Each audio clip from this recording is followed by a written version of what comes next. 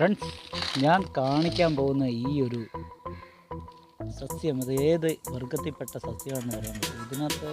ഇതിൽ എവിടെ തൊട്ടാലും നമ്മുടെ കയ്യെ മുള്ളു കയറും. മുള്ളു കയറുക എന്നല്ല, ദിവസങ്ങളോളം ആ മുള്ളു നമ്മുടെ ശരീരത്തിനുള്ളിൽ തൊലിക്കകത്ത് കയറി ഇരിക്കും. എന്നിട്ട് അവിടെ പഴുത്തിട്ട് അതിവേദനയോടുകൂടി കുറേ നാളത്തെ പരിശ്രമത്തിനുള്ളിൽ മാത്രമേ അത് എടുത്തു കളയാൻ പറ്റുള്ളൂ. അല്ലെങ്കിൽ നമ്മുടെ കീറിയാൽ പോലും കിട്ടാൻ സാധ്യതയില്ല. നമ്മളിത് തൊട്ടാണ് ഇതിലൊക്കെ എപ്പോഴൊക്കെ വെട്ടാൻ ശ്രമിച്ചിട്ടുണ്ടോ അന്നേരം എല്ലാം കാലയിലും കയ്യിലും എല്ലാം പല രീതിയിലും ഈ വാടി നിൽക്കുന്നുണ്ടെന്നും അത്ഭുതപ്പെടേണ്ട. കാരണം ഇതിൻ്റെ ഭാഗങ്ങളിലെല്ലാം ഇതിന് ജലം സൂക്ഷിച്ച് വെച്ചിട്ടുണ്ട്. ഇതിൻ്റെ സ്വയം വെള്ളത്തിൻ്റെ കാര്യത്തിലൊന്നും യാതൊരു പ്രയാസമില്ലാത്ത ഒരു സംഭവമാണ്.